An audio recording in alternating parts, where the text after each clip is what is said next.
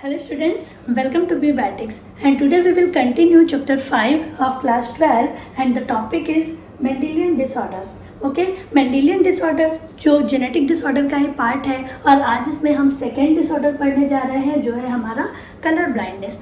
Okay colour blindness से पहले हमने हीमोफीलिया के बारे में पढ़ा था और सेकेंड वन हम स्टार्ट करने जा रहे हैं कलर ब्लाइंडनेस. चलिए देखते हैं कलर ब्लाइंडनेस क्या होता है. कलर ब्लाइंडनेस जैसा कि नाम से ही कोरिलेट हो रहा है कि ये एक विज़न से रिलेटेड डेफिशिएंसी है, विज़न से रिलेटेड डिफेक्ट है. आँखों में कोई ऐसा, हमारी आइज़ में कोई ऐसा डिफेक्ट हो जाता है जिस वजह से ये डिजीज़ हो जाती है. चलिए देखते हैं डिजीज़ क्या है और डिफेक्ट कैसे होता है. ठीक है, कलर ब्लाइंडनेस को डिस्कवर करने वाले जो साइंटिस्ट थे वो थे जॉन डाल्टन और जॉन डाल्टन के नाम पर ही इस डिज़ीज़ को हम डाल्टनिज़म भी बोलते हैं. डाल्टनिज़म बोलने का यहाँ पे एक और रीज़न है कि 1995 में जब डाल्टन ने ड्यूटेरोनोपिया जो एक टाइप ऑफ कलर ब्लाइंडनेस है उसके ऊपर अपना डायग्नोसिस कंफर्म किया था इन 1995, तो उस समय से ही इसको हम डाल्टनिज़म भी बोलते हैं. ठीक है, चलिए यहाँ पे कुछ इंपॉर्टेंट पॉइंट्स और देखते हैं. There are three kinds of pigment which are present in the cone cell. अब यहाँ पे एक वर्ड है कोन सेल. आप कहोगे कि मैम ये कोन सेल क्या है, तो कोन सेल आपको याद होगा क्लास 10th में आप लोगों ने ह्यूमन आई का स्ट्रक्चर पढ़ा था और ह्यूमन आई के स्ट्रक्चर में आप लोगों ने जो आँखों की रेटिना में रॉड और कोन्स होते हैं, जब आप लोगों ने फोटोट्रॉपिज्म के बारे में पढ़ा था उसी का कंडीशन है ये कि हमारी आँखों की रेटिना में रॉड एंड कोन्स होते हैं. ओके, रॉड का क्या फंक्शन होता है, हमारी आंखों के रेटिना के अंदर में जो रॉड्स होते हैं और कोन्स होते हैं उनका जो नॉर्मल फंक्शन क्या होता है. रॉड्स जो होते हैं वो नॉर्मली डिम लाइट में विज़न को देखते हैं. ओके, जब लाइट बहुत कम होती है या नाइट विज़न के लिए वो वर्क करता है, और जो कोन सेल होते हैं वो हमेशा डे लाइट की विज़न के लिए काम करते हैं. ठीक है, तो यहाँ पे वही कोन सेल है और ये कोन्स जो हमारी आंखों के रेटिना में होता है उसके अंदर कुछ सेल्स होती हैं, कुछ पिगमेंट्स होते हैं और उन्हीं पिगमेंट्स में जब कोई डिफेक्ट हो जाता है तब हम कहते हैं कि पर्सन जो है वो कलर ब्लाइंडनेस से अफेक्टेड हो गया है. ओके, जैसा कि यहाँ पे मैंने आपको बता रखा है, it is causing by the deficiency of colour sensitive pigment in the cone cells. Okay, it is causing by the deficiency of colour sensitive pigment. हमारी आँखों के अंदर में जो कोन सेल होती हैं उसके अंदर में कुछ कलर सेंसिटिव पिगमेंट्स होते हैं और उसमें अगर डिफेक्ट आ जाता है तो जो पर्सन होता है वो कलर ब्लाइंडनेस से अफेक्टेड हो जाता है. ओके, ये था आपका कलर ब्लाइंडनेस क्या होता है. चलिए देखते हैं आगे क्या है. यहाँ पे आपको और दिया हुआ है कुछ इंपॉर्टेंट पॉइंट्स और है कि there are 3 kinds of pigment present in cone cell. Cone cells में पिगमेंट्स पाए जाते हैं. वो 3 पिगमेंट्स क्या होते हैं हम देख लेते हैं. नॉर्मली आपने देखा होगा जब मैंने आपको प्लांट सेल पढ़ाया था तो प्लांट सेल में जब मैंने आपको प्लास्टिड्स के बारे में बताया था उसमें भी सेम कंडीशन थी कि प्लास्टिड्स जो होते हैं वो 3 टाइप्स के होते हैं. एक क्रोमोप्लास्ट, फ्लोरोप्लास्ट एंड ल्यूकोप्लास्ट. वो भी एक पिगमेंट का काम कर रहे थे. प्लांट्स में जो कलर्स आती हैं, लीव्स में जो कलर्स आती हैं उनके ऊपर जो वर्क कर रहे थे. सेम यहीं पे यहाँ पर भी सेम वही फंक्शन है कि जो हमारी कोन सेल्स के अंदर में जो पिगमेंट्स होते हैं जो कुछ कलर्स के ऊपर काम करते हैं.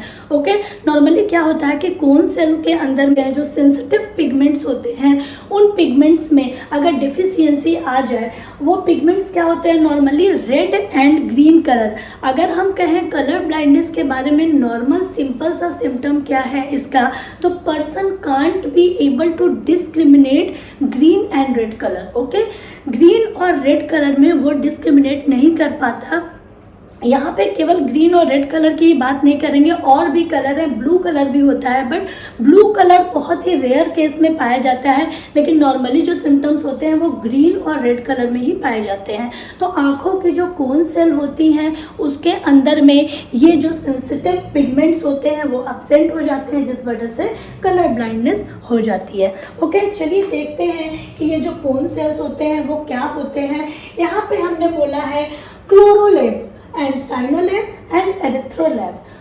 क्लोरोलेब आपको नाम ही कोरिलेट कर रहा है कि जो ग्रीन कलर हमारा होता है,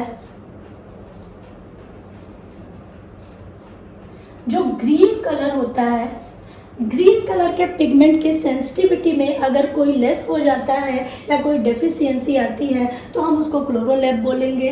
साइनोलैब, साइनोलैब जैसे नाम ही आपको कोरिलेट कर रहा है, साइनो, सनसाइन आपने देखा होगा, सनसाइन मतलब ब्लू कलर, जब ब्लू कलर की सेंसिटिविटी लेस होती है तब हम उसको बोलेंगे साइनोलैब। एंड इरिथ्रोलैब, इरिथ्रोसाइट्स क्या होते हैं, रेड ब्लड सेल्स को हम इरिथ्रोसाइट्स बोलते हैं। तो इरिथ्रोलैब यहाँ पे क्या होगा, जब रेड कलर के सेंसिटिव पिगमेंट्स में डेफिशिएंसी होगी तब हम बोलेंगे erythrolabe. Okay, so there are three kinds of pigment which are present in cone cell, that is chlorolab, cyanolab and erythrolab। Okay, clear है। नेक्स्ट पॉइंट देखते हैं क्या है। नेक्स्ट पॉइंट पे है कि there are 3 types of colour blindness. Colour blindness जो होता है वो 3 टाइप्स का होता है, ठीक है। 3 टाइप्स कौन कौन से होते हैं, जो फर्स्ट होता है वो होता है आपका प्रोटोनोपिया। ओके, प्रोटोनोपिया क्या होता है, प्रोटोनोपिया में no red cones, means red cones की जो डेफिशिएंसी होती है, रेड कोन्स की जो सेंसिटिविटी होती है वो बहुत लेस होती है और इसीलिए हम इसको प्रोटोनोपिया बोलते हैं। ओके, ड्यूटेरोनोपिया, ड्यूटेरोनोपिया जो होता है वो ग्रीन कलर की जो डेफिशिएंसी होती है वो बहुत लेस होती है, इसके अंदर में सेंसिटिविटी बहुत लेस होती है, इसीलिए हम इसको नो ग्रीन कोन्स भी बोल सकते हैं कि there are no green cones in deuteranopia. और यही ड्यूटेरोनोपिया 1995 में जॉन डाल्टन ने जब इसको डायग्नोस किया था, फर्स्ट टाइम ड्यूटेरोनोपिया को ही ग्रीन कलर की सेंसिटिविटी लेस दिखाई दी थी उन्हें, और इसीलिए इस डिजीज़ को हम डाल्टनिज्म भी बोलते हैं। ओके, थर्ड वन है आपका ट्राइटोनोपिया। ट्राइटोनोपिया नॉर्मली ब्लू कलर के लिए आता है, ये बहुत ही रेयर केस में पाया जाता है ट्राइटोनोपिया, बट फिर भी पिगमेंट है तो हमको पढ़ना ही पड़ेगा कि ट्राइटोनोपिया जो होता है इसमें no blue cones, means blue colour की सेंसिटिविटी पावर जो होती है वो बहुत ज़्यादा लेस होती है। यहाँ पे मैं आपको एक और इम्पोर्टेंट पॉइंट बता दूँ कि यहाँ पे जो हमने पढ़ा कि there are 3 kinds of pigment present in cone cell. Cone cell जो होते हैं वो 3 तरह के होते हैं, 3 टाइप्स के होते हैं, और हर कोन सेल के अंदर में जो लाइट की वेवलेंथ की सेंसिटिविटी होती है वो भी अलग अलग होती है, बिल्कुल वैसे ही जैसे कि क्लोरोलैब, साइनोलैब एंड इरिथ्रोलैब, ये 3 तरह के कोन सेल होते हैं, 3 तरह के पिगमेंट जो होते हैं, उसी तरह से इन तीनों के लिए जो लाइट की वेवलेंथ की सेंसिटिविटी होती है वो इन तीनों सेल्स के लिए अलग अलग होती है, जस्ट बिकॉज ऑफ कि विज़न अलग अलग है और हर विज़न के लिए हर तरह का सेल यहाँ पे प्रेजेंट है, हमारी आँखों में हर तरह का पिगमेंट प्रेजेंट है नॉर्मली उसको डिस्क्रिमिनेट करने के लिए, इसीलिए यहाँ पे हर सेल के लिए जो सेंसिटिविटी होती है, पिगमेंट्स के लिए जो सेंसिटिविटी होती है वो अलग अलग होती है, ठीक है। तो इस पॉइंट्स को आप ध्यान में रखिएगा। तो ये थे कुछ बेसिक पॉइंट्स कलर ब्लाइंडनेस से रिलेटेड, ठीक है। अब जो मेन क्वेश्चंस आते हैं उस पे हम आते हैं कि क्वेश्चन आपसे कैसे पूछा जाता है। क्वेश्चन आपसे यही पूछा जाएगा कि जो डिजीज़ है आपकी कलर ब्लाइंडनेस वो आगे की प्रोजेनी में कैसे इनहेरिटेड होती है। ओके, चलिए आगे देखते हैं कि जो कलर ब्लाइंडनेस है वो आगे की प्रोजेनी में कैसे इनहेरिटेड होता है, क्या कैरेक्टर्स होते हैं, जीन कैसे कैरी करते हैं और आगे की प्रोजेनी में कैसे इनहेरिटेड हो जाता है। Let's start now. हम जानते हैं कि कलर ब्लाइंडनेस जो है वो एक सेक्स लिंक रिसेसिव डिसऑर्डर है, ठीक है। और सेक्स लिंक रिसेसिव डिसऑर्डर होने की वजह से जो जीन कैरी कैरेक्टर होंगे वो हमेशा एक्स क्रोमोसोम पर ही अवेलेबल होंगे। ओके, रिसेसिव का मतलब ही होता है फीमेल कैरेक्टर से, तो भी जो जीन कैरियर होगी वो हमेशा फीमेल ही होगी। ओके, तो जो भी हम जीन कैरी कराएंगे वो फीमेल्स पे कराएंगे, ठीक है। तो देखते हैं यहाँ पे अगर हम नॉर्मल एक ह्यूमन बीइंग की बात करें तो एक नॉर्मल मेल में 2 तरह के क्रोमोसोम होते हैं, X and Y, normal male हो गया। अगर फीमेल्स की बात करें तो उसमें 2 सेम टाइप के क्रोमोसोम होते हैं, एक्स एंड एक्स। बट अगर हम जीन कैरी कराते हैं तब कैरेक्टर्स कैसे बनेंगे, देखिए अगर हम एक्स के ऊपर में ये जीन कैरी कराते हैं, मीन्स कलर ब्लाइंडनेस का जीन कैरी कराते हैं, देन एक्स एंड एक्स, तो जो फीमेल बन जाएगी वो क्या हो जाएगी, कैरियर, ठीक है। फीमेल क्या हो जाएगी वहाँ पे, कैरियर। फीमेल के किसी भी एक एक्स क्रोमोसोम पर अगर ये जीन कैरी करता है तो फीमेल यहाँ पे कैरियर हो जाएगी।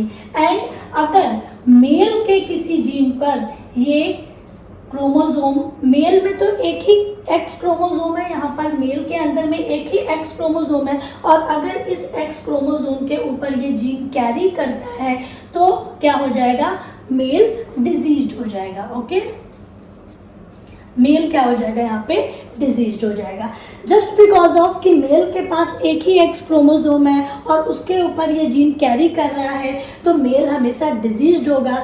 बट फीमेल के पास ऑप्शन है, उसके पास में 2 एक्स क्रोमोसोम है और किसी एक एक्स क्रोमोसोम के ऊपर ये जीन अगर अवेलेबल होता है तो नेक्स्ट जो एक्स क्रोमोसोम है, जो दूसरा एक्स क्रोमोसोम है, वो आगे कंपनसेट कर पाएगा और आगे सर्वाइव कर पाएगा। इसीलिए फीमेल के यहाँ पर डिजीज्ड होने के चांसेस जो होते हैं वो कम होते हैं। ऐसा नहीं है कि फीमेल डिजीज नहीं होती है, बट मेल्स में इसके चांसेस जो होते हैं वो बहुत ज़्यादा होते हैं अकॉर्डिंग टू फीमेल। ओके, अगर हम नेक्स्ट देखें, यहाँ पर हमने देखा कि जो नॉर्मल मेल है उसमें XY क्रोमोसोम होते हैं, नॉर्मल फीमेल में XX क्रोमोसोम होते हैं। अगर फीमेल के किसी एक क्रोमोसोम पर ये जीन कैरी करता है तो फीमेल यहाँ पे कैरियर होगी, और मेल के अगर X क्रोमोसोम पर ये जीन कैरी करता है तो मेल यहाँ पर डिजीज्ड हो जाएगा। एंड अगर फीमेल के दोनों X क्रोमोसोम के ऊपर ये जीन कैरी करता है देन फीमेल जो होगी वो आपकी डिजीज्ड हो जाएगी। ओके, फीमेल डिजीज्ड कब होगी, जब दोनों एक्स क्रोमोसोम के ऊपर ये जीन कैरी करेगा तभी फीमेल डिजीज्ड होगी, अदरवाइज फीमेल हमेशा कैरियर ही रहेगी। ओके, चलिए आगे देखते हैं। इन कैरेक्टर्स के बेस पे अगर हम क्रॉस कराते हैं तो हम देखते हैं कि आगे की प्रोजेनी में ये जो डिजीज़ है ये कैसे इनहेरिटेड होगी। ओके, चलिए स्टार्ट करते हैं। फर्स्ट कंडीशन में अगर हम फीमेल को कैरियर लें और मेल को नॉर्मल लें तो क्या कंडीशन आएगी, चलिए देखते हैं। अगर हम यहाँ पे फीमेल को कैरियर लेते हैं, ठीक है, एंड मेल को अगर हम नॉर्मल लेते हैं तो हमारी प्रोजेनी कैसी आएगी, हम एक सिंपल सा चेकर बोर्ड बना के इसे बहुत इजीली समझ सकते हैं। आप यहाँ पर देखिए, यहाँ पे अगर मैंने फीमेल कैरेक्टर लिए XCX and X and Y, this is Y। Okay, हमारे प्रोजेनी में क्या कैरेक्टर्स आएंगे देखिए, XCX, now XX, second one is XCY, now XY। Means क्या हुआ कि जो हमारे 50% फीमेल्स जो है वो नॉर्मल है एंड 50% मेल्स जो हैं वो भी नॉर्मल है। बट यहाँ पर आप देखिए कि हमारे 50% फीमेल हमारी कैरियर है और 50% जो मेल है वो डिजीज्ड है। Okay, 50% males are diseased, 50% females are carrier and 50% males are normal and 50% female are also normal। Means जो हमने फर्स्ट कैरेक्टर लिया उसमें हमने देखा कि जब हमने फीमेल को कैरियर लिया और मेल को हमने नॉर्मल लिया तो हमारे 50% कैरेक्टर जो मेल है वो हमारे डिजीज्ड आ रहे हैं। यहाँ पर ये है कि अगर फीमेल कैरियर होती है तो जो डिजीज्ड होती है वो हमेशा आगे की प्रोजेनी में उसके सन में जाएगी। ओके, तो अगर सन को डिजीज्ड आपको कराना है तो मदर को कैरियर होना पड़ेगा यहाँ पे। ओके, सेकेंड कंडीशन में अगर हम देखें, सेकेंड कंडीशन में अगर हम मदर को नॉर्मल लें एंड फादर को डिजीज्ड लें तब क्या कंडीशन आएगी, चलिए देखते हैं। अगर हम मदर को नॉर्मल लेते हैं मीन्स XX क्रोमोसोम नॉर्मल है एंड अगर हम फादर को डिजीज लेते हैं यानी कि XCY। ओके, X के ऊपर हमने C लगाया, जीन कैरेक्टर लगाया और Y हमारा नॉर्मल है। अब हम देखते हैं कि हमारी प्रोजेनी क्या बनेगी। Just look at here very carefully. यहाँ पे हमने XX कैरेक्टर लिए, यहाँ पे हमने XC एंड Y लिया। अब हमारी देखिए चेकर बोर्ड में क्या कैरेक्टर्स आ रहे हैं, XCX, okay, and XCX, okay, XY and XY। यहाँ पर आप देखिए XY मीन्स जो मेल्स थे हमारे, मेल्स जो हैं वो पूरे 100% हमारे क्या है, नॉर्मल आ रहे हैं। बट फीमेल्स जो हैं हमारी वो पूरी 100% कैरियर आ रही है। मीन्स अगर आपकी मदर जो है वो नॉर्मल होगी और फादर डिजीज्ड होगा तो जो चांसेस हैं कि जो आगे के जो प्रोजेनी में कैरेक्टर आएंगे उसमें 100% फीमेल जो होगी वो हमेशा कैरियर होगी और मेल्स हमेशा नॉर्मल होंगे। सेकेंड कंडीशन में हम ये प्रूव कर सकते हैं कि मेल के डिजीज्ड होने की वजह से फीमेल जो होगी वो कैरियर हो सकती है और जो मेल्स होंगे वो हमेशा नॉर्मल होंगे। ओके, बट जो हमारी फीमेल है अगर वो नॉर्मल है तो यहाँ पे मेल्स में कोई डिजीज़ नहीं आएगी, जबकि जो फर्स्ट कंडीशन थी उसमें जब हमारी फीमेल कैरियर थी तो मेल यहाँ पे डिजीज्ड हो गए थे। ओके, अब जो थर्ड कंडीशन है उसको हम देखते हैं कि एक फीमेल डिजीज़ कब हो सकती है। यहाँ पे थर्ड कंडीशन में जब हमने मदर को कैरियर लिया और फादर को डिजीज़ लिया तो जो देखिए हमारे कैरेक्टर जो हमारे प्रोजेनी आ रहे हैं वो क्या आ रहे हैं, 50% female are diseased and 50% female are carrier. Now here 50% males are diseased and 50% males are normal.